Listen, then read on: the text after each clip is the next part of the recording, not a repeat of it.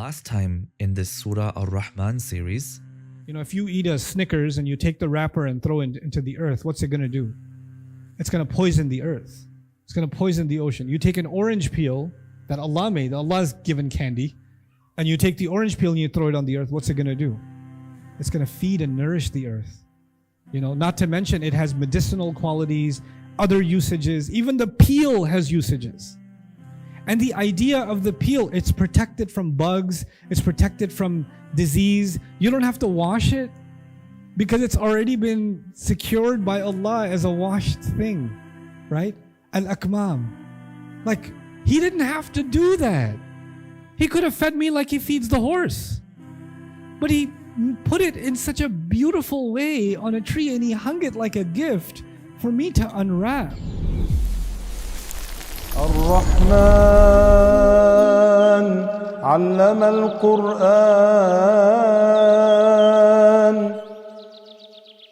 To help you follow along and reflect more deeply, we've created a companion workbook for this series. Download it at bayyina.com/Rahman. فبأي آلاء ربكما تكذبان. Once again, everybody, Assalamu alaikum wa rahmatullahi wa barakatuh. We're going to try to pick up where we left off. We reached the conclusion of ayah number 12 yesterday. We're going to start from 13 onwards. My hope today, if we can get there, is to reach hopefully ayah number 25. That's one coherent subject in the 3 sessions that we're going to have together. But this session, I think we're going to dedicate, if not most of it, then all of it, to this ayah. فَبِأَيِّ آلَاءِ رَبِّكُمَا تُكَذِّبَانِ. Because this ayah is going to come up over and over again. So it's better to just focus on it, understand its role as a pillar of this surah, because it keeps recurring over and over again, understand some things about it, and some key vocabulary and subject matter in it, and that'll help us see its placement as the surah continues. The first thing that comes about when you read this ayah is that the word kuma in Rabbikuma is the second person pronoun, which means both of you. Both of you. And so far, what we saw was He created the human being. He didn't say He created you. He said He created the human being. And He said that He put things on the earth for all kinds of creatures. What I'm trying to get at is everything was in the third person. There was nothing in the second person. Allah wasn't talking to us. He was talking about us. He was talking about the world, but He wasn't addressing us directly, right? So even when He talked about the earth and said, فِيهَا فَاكِهَةٌ وَالنَّخْلُ ذَاتُ الْأَكْمَامِ, He didn't say, وَالنَّخْلُ ذَاتُ الْأَكْمَامِ لَكُمْ. Like that's for you. He didn't add the you in that conversation. And all of a sudden, we're going from the third person to the second person. So this is an important thing, a feature in the Quran called iltifat. And an easy way to understand that in English is transition. Transitions happen from past tense to present tense to past tense, third person to second person to third person, first person to third person. All kinds of transitions happen in the Quran. Sometimes transitions happen in subject. Like in the early part of the surah, we saw there was a transition from the creation of the human being to the order of the cosmos, right? That was an iltifat also. So there's different kinds of iltifat in the Quran. Those of you that are interested in the subject of iltifat, there's a really nice paper by Professor Abdul Halim from Oxford University. You can search it. I'm pretty sure you can find it. Iltifat in the Quran. You can spell it in English. And you can find a really nice paper on the subject to give you an idea of one of the things as you're reading the Quran, as anybody, even if you're reading the Quran in English translation, even if it's a terrible English translation, one thing you cannot get away from is the constant iltifat, the switch that happens. And you should understand some things about why that switch is happening. What's the point of it, right? And what do we learn from it? So here, because we're dealing with one particular kind of iltifat, I'll tell you what it does. This is called, the third person is far away. He, she, they, that's far away. The second person, you, is by comparison closer. So we're going from far to close. This is called taqreeb, bringing close. Now, what's the point of bringing close? Let's ask that question. If I was, and I give the same example whenever this kind of iltifat happens, as a reminder, as a teaching reminder, if I'm upset with my class, I'm a teacher, I'm upset with all of my students because they didn't prepare well for the assignment and everybody failed. And 2 people even cheated on the assignment, right? And I walk into the class and I say, students should be responsible. I would think students would be grateful that they have the opportunity to learn something. And I'm saying students, students, students. And I'm using this word and I'm using they. And is that the second person or the third person? Third, I'm talking, they're right there, but I'm using they. You expect that I would be using what? You should be responsible. You should be this. You should be this. But when I'm saying students, then it's almost as if I'm expressing how upset I am, right? And an easier example, even that's not from a classroom, is sometimes siblings, like sisters. 2 sisters have a fight with each other, and they're both sitting next to each other at dinner, and they have to behave because the parents are there, and one of them has the salt over here, and the other one wants it. So, can someone pass me the salt? And then the other says, someone should figure out how to get it themselves if someone wants it. Like they're summoning each other. Some people think they don't have to have any manners. Oh yeah, where some people think they can say whatever they want. And everybody's like, someone, someone, someone. So the idea is if someone's right in front of you and you're using the he, there's actually a distance that's being created. But then if you switch over to you, then it can have different effects. And one of the effects, if I take you back inside the classroom and I say some students think they don't have to work hard and they can just pass, are these really students that I'm talking about? And then there were 2 that cheated, right? So I say, Zainab, Kareem, can I talk to you for a minute? If I did that, I started with third person, but when I said Zainab, Kareem, what did I switch over to? I switched over to second person.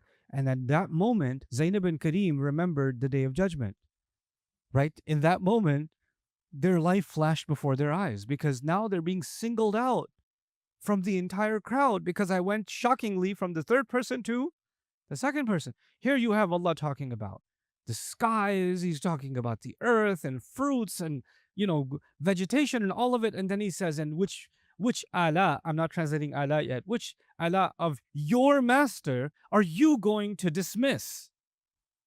Like he switches over to the you. So there's a shock factor here.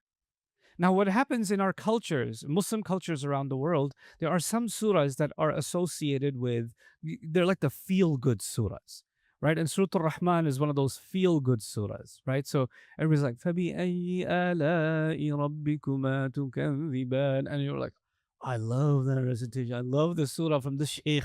And I love listening. Can you hear the words for a moment, just a second? Like, how much more are you going to be dismissive? What more are you going to undermine? What more are you going to call a lie? What more? Oh my God. And if you actually study the language of the surah and the repetition in the surah, what becomes very clear is that Allah is actually extremely, extremely angry with some people. You don't say these words. Tukadhiban is not a kind word. It's a very scathing criticism. And I'm reminding you, in the previous surah, nations were destroyed because they did this act. Kadhabat, kadhabat, kadhabat. Kadhabu bi ayatina kulliha. Aad, Thamud, the nation of Lut, the nation of Nuh all before them, and Fir'aun. All takdhib was used for all of them. And in the beginning, when they denied the Prophet ﷺ, Allah says, وَإِن يَرَوْا آيَةً, if they saw any ayah, then يُعْرِضُوا وَيَقُولُوا سِحْرٌ مُسْتَمِرٌ وَكَذَّبُوا وَاتَّبَعُوا أَهْوَاءَهُمْ. So this is the crime. This is a great crime. And so that crime is, and by the way, this is the crime against the messengers in history. The crime against the messengers is takdhib. We're going to dig into that word and really understand what does that mean. They use the English word belied, or some English translation use denied, right? First of all, belied, I don't think most of you have ever used that word in your life. So it kind of dismisses the point of translation. And deny is more like inkar in Arabic. And it can also be kufr in Arabic, denial. So takdhib is a little bit, something else is going on inside the word takdhib. So we're going to have to look at that, okay? So the other thing, of course, here is that the word ala is a unique term in the Quran, rarely used. It's used in Surah Al-Najm. فَبِأَيِّ آلَاءِ رَبِّكَ تَتَمَارَى, right? And here you're seeing فَبِأَيِّ آلَاءِ رَبِّكُمَا تُكَذِّبَانِ multiple times. It's almost as though that ayah got us ready because it's coming, right? 2 surahs ago. It was a little hint dropped, and now we're seeing that word echo again from what was left in Surah An-Najm. In any case, what we're going to do now is first look at the word lying, because kadhib or kidhb in Arabic is lying. It's really interesting that the Arabic word kadhib, what it has to do with. Remember I told you about secondary meanings, right? So the secondary meanings behind the word lying. Listen to this. Kadhab al-hur inkasar. When the temperature is really hot and finally it breaks and it cools off a little bit, they say the heat has done kadhib, meaning it broke, it got weaker. The heat less, its intensity went down. Kadhab al-ain. If you saw something and you thought you saw it, but actually your eye deceived you, they say your ain did kadhib. كذب السير إذا لم يجد كذب الوحشي جرى شوطا. Like if an animal like a camel that's supposed to move smoothly is kind of like really limping or not moving well, then it's doing kadhib. If a wild animal is in the woods that is supposed to prance, but it stops every 2 seconds and checks back, is there something coming after me? Is there something, and it's interrupted in its movement, so it doesn't have straightforward movement, that's actually called kadhib also. So ثم وقف لينظر ما وراءه وكذب القوم السرى لم يقدروا عليه. When people used to go for journeys and they couldn't go on anymore, they got too exhausted, or their stamina and their supplies and their energy broke, they can't move forward, then they say that this nation has done kadhib. So before we talk about it has to do with lying, it seems to have something to do with not having enough strength, or your stamina breaking, or the intensity lessening. This is why they say ما كذب من ثنى وما جبنا وحمل. They say someone who was brave and did not get scared and didn't break their commitment is someone who didn't do takdhib. And someone who carried their responsibility didn't do takdhib. So this is something, if you really want to take a picture, this would be the picture one. Okay.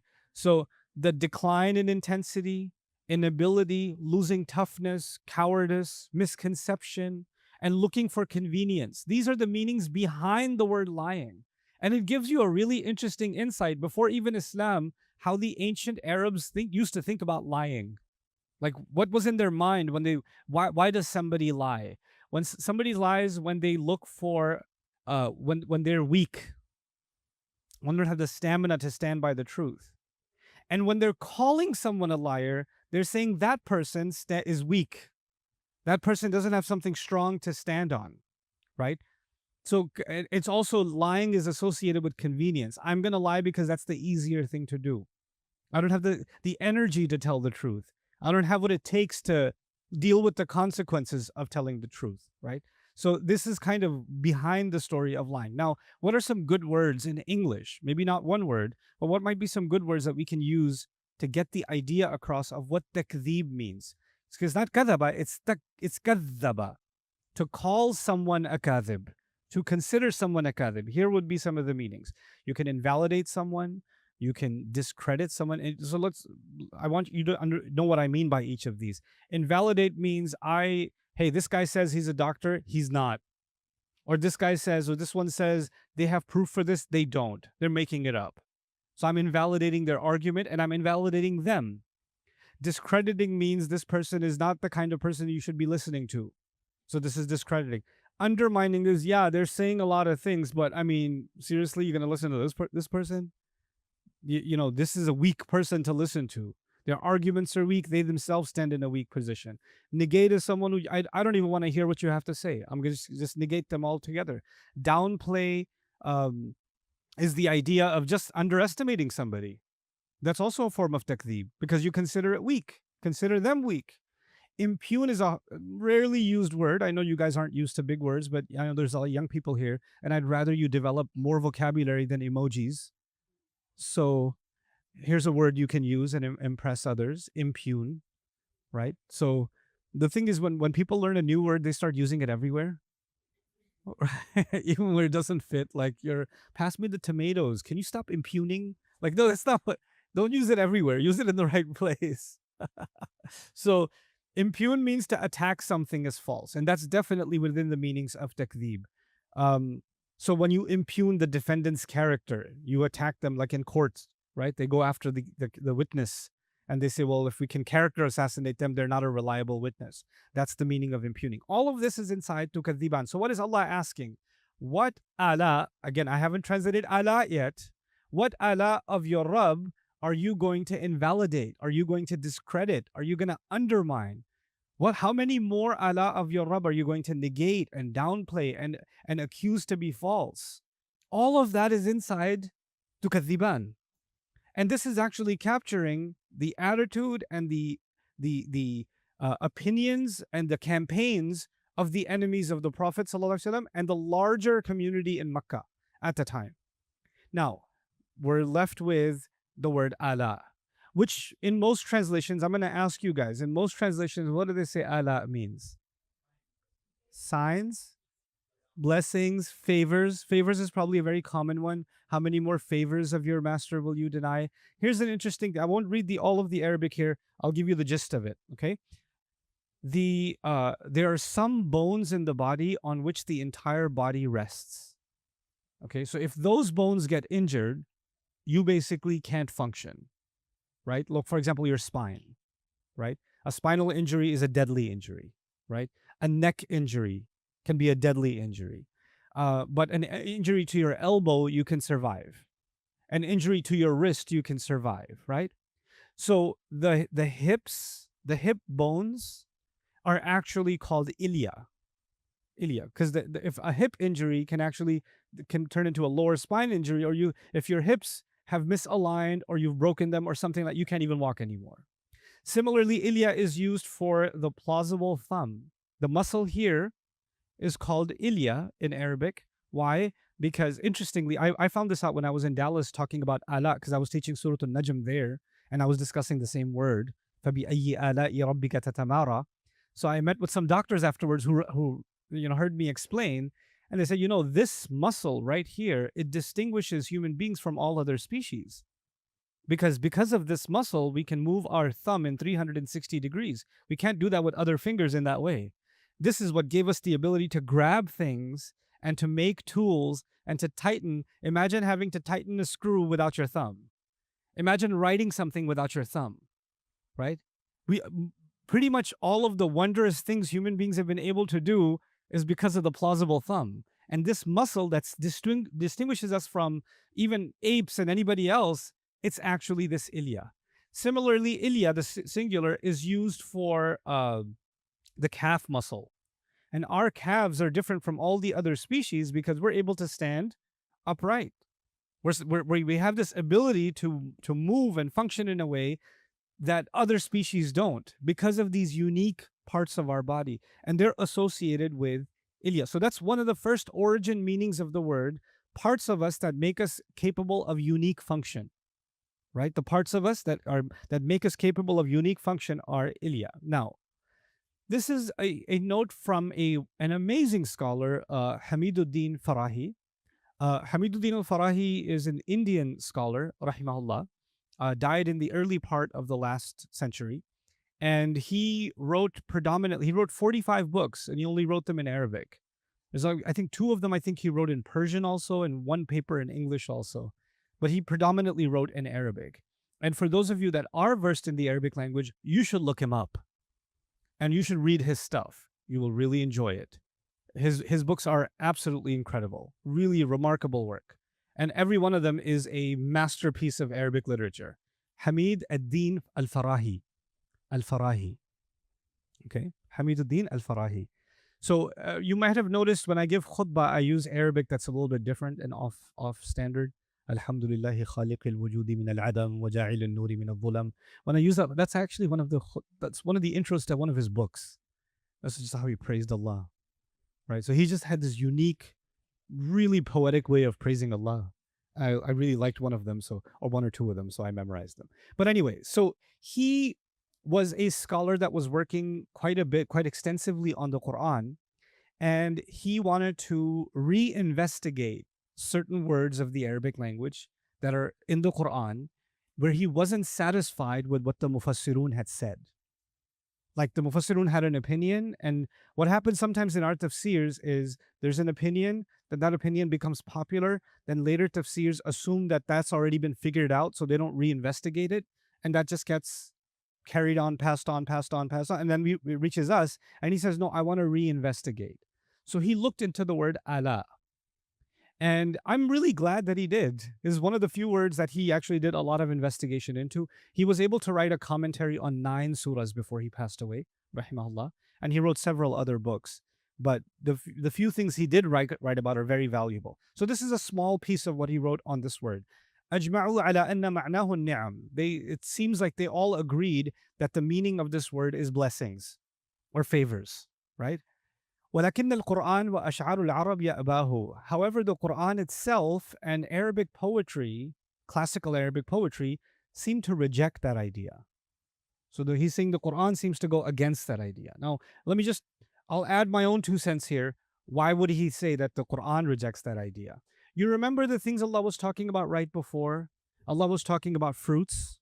You remember?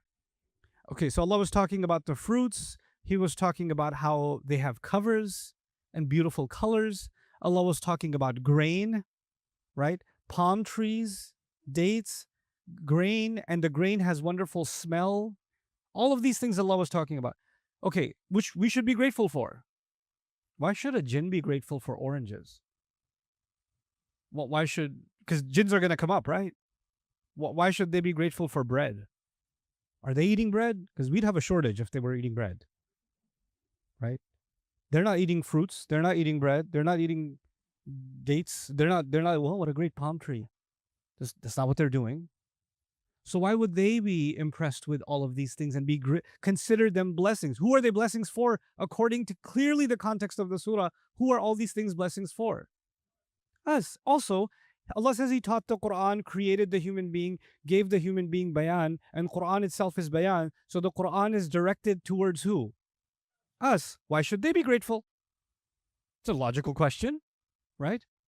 And so if the meaning is how many blessings will you be in denial of, the jinn could turn around and say, how's that a blessing for me? I don't like watermelon. I mean, I see people eat it. Well, I don't like it. I don't know what they eat, but I'm pretty sure it's not watermelon, right? So, but if you, then what does it mean? And that's what he's going to try to explore. بما روى الطبري أنه قال الآلاء القدرة. Interesting. He says, according to الطبري, which is a classical mufassir, one of the earliest, he says that actually ala means capability, power. Now this is interesting because I just gave you the dictionary meaning of ala, right? And what did it have to do with? The parts of our body that give us unique capabilities, right? This gives us unique capability. The calf muscle, the hip, the thumb, the plausible thumb gives us unique capabilities. And he's saying that ala may refer to Allah's unique capabilities, unique acts. Then he says, الظاهر أن معناه الفعال العجيبة. What's obvious is what it refers to is God's wondrous acts. You know what you call an act of God in common English? That would be ala. How many acts of God are you going to be in denial of? How many acts of God are you going to underplay? So that can, and by the way, acts of God for the most part are favors. So he says, لما كان غالب فعاله تعالى الرحمة ظنوا أن الآلاء هي النعم. He said, because Allah's acts are essentially blessings most of the time, we confuse the term acts of God with what term? Blessings. And so we just started assuming that all of it means blessings. But actually, aslan, shu'unuhu al-ajiba, things that he does that are marvelous, wondrous, divine, that only he can do. Those are the kinds of things that are ala.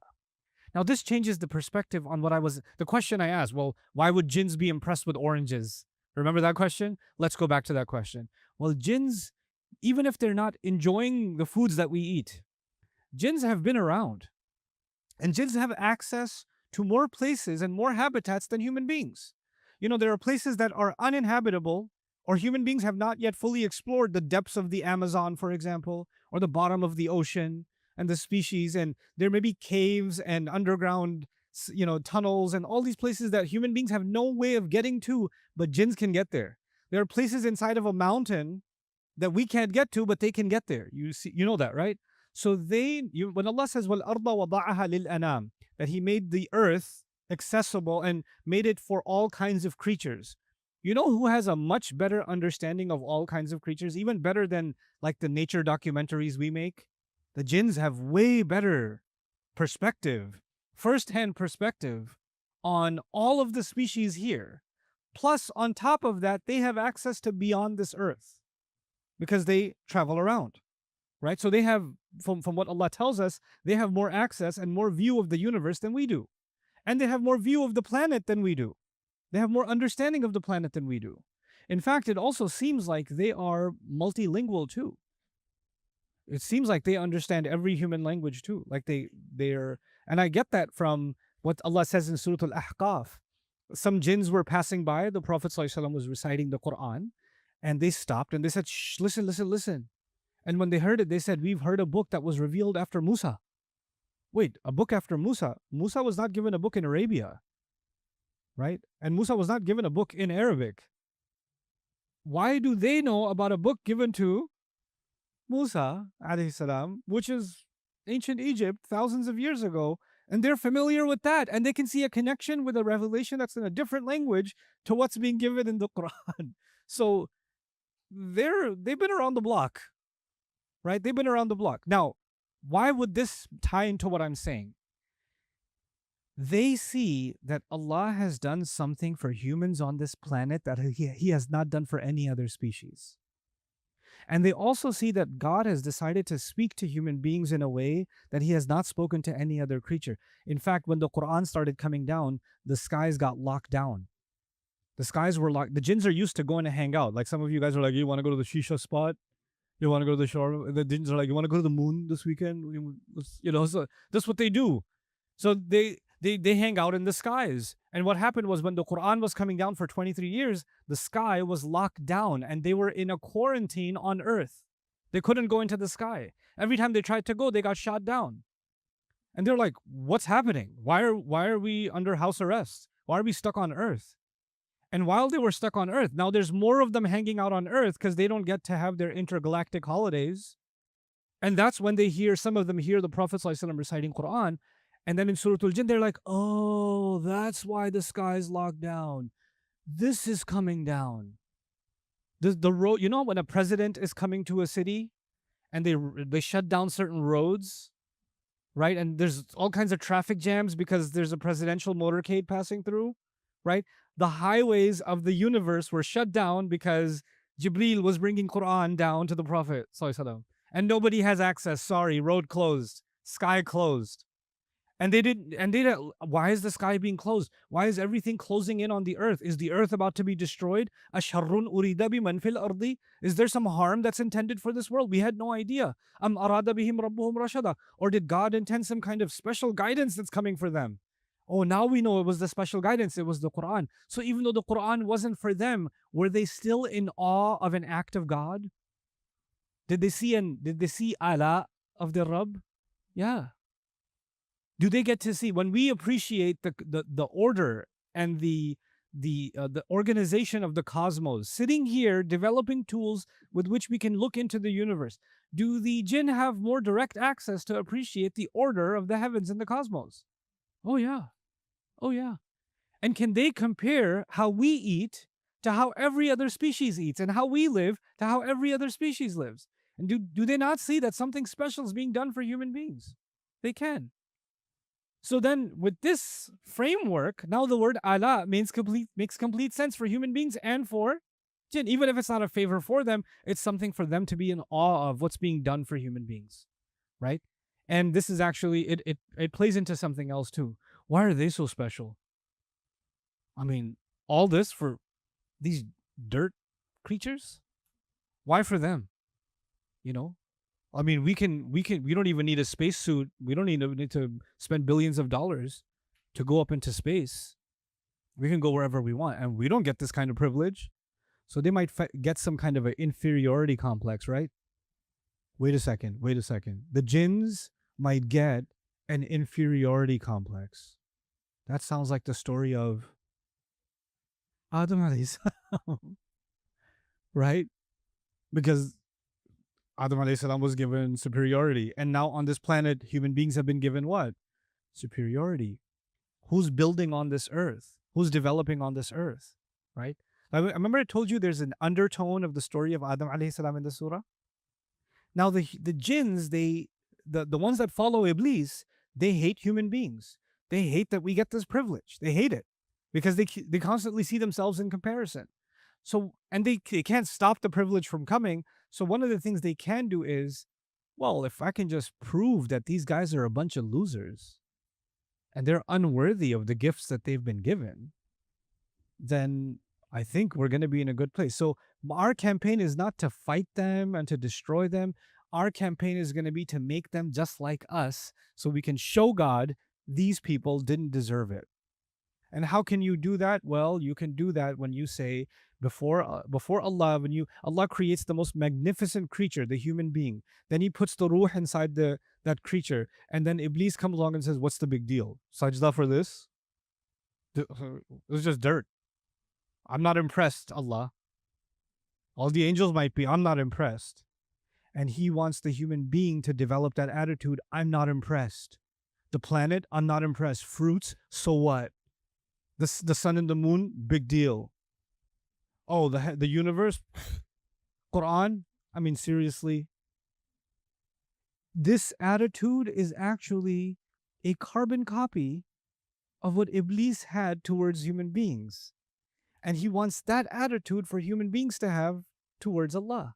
And you know what? One of the ways to describe that attitude is takdhib. It's undermining something, dismissing something, being condescending towards something. And so something wondrous Allah is doing, and you're just like, so what? Big deal. This is within the meanings of the word. I don't know what I did. Okay. الحاكم في كتاب الأصول عن لقيط بن عامر في حديث طويل. There's actually a hadith, a long hadith. Our subject isn't this hadith, but it's interesting that in that hadith, أنبئك بمثل ذلك من آلاء الله. The Prophet ﷺ is reported to have said, I will tell you of something like that from the ala of Allah. The same word, ala'i rabbikuma, the word ala occurring in this hadith. And it's occurring for Allah. He says, the Prophet ﷺ is going to describe in this long hadith how you walk by a place and it's dry, and then it rains and it turns green the next time you walk by completely. And this is one of the ala of Allah. This is not a blessing of Allah here. It's one of the wondrous acts of Allah helping you understand resurrection, right? So that's actually what's being talked about. And so the word ala is used in that way. فنقل السيوطي في الدر المنثور فخط الفراهي رحمه الله تحت كلمة الآلاء في الموضعين وعلق على هامش. So basically, Farahi wrote in his commentary on this book, كلمة الآلاء بمعنى عجائب القدرة والخلقة, is wondrous things in Allah's capability and wondrous things that He's created. Things that we should be in awe of, things that we should be impressed by as an act of God. The attitude that I can maybe compare this to is if you guys are watching a really exciting game, right? Like it's either a UFC fight or it's an NBA final or it's some game, and then somebody just makes a Hail Mary shot, or somebody just makes a crazy half-court something, or cuts through 4 people and dunks it with 0.3 seconds left. What happens to the crowd? And what does the commentator say? It's a miracle! Like, Allah! Like in football, when there's a goal that happens, like the guy that just does mud on the goal, like, ooh, Allah. That attitude towards the acts of Allah, the wondrous acts, that's actually the question that's being asked here. Now, there's some other examples of this, is just to hammer in the point that Allah does not just mean blessings. It actually means amazing acts.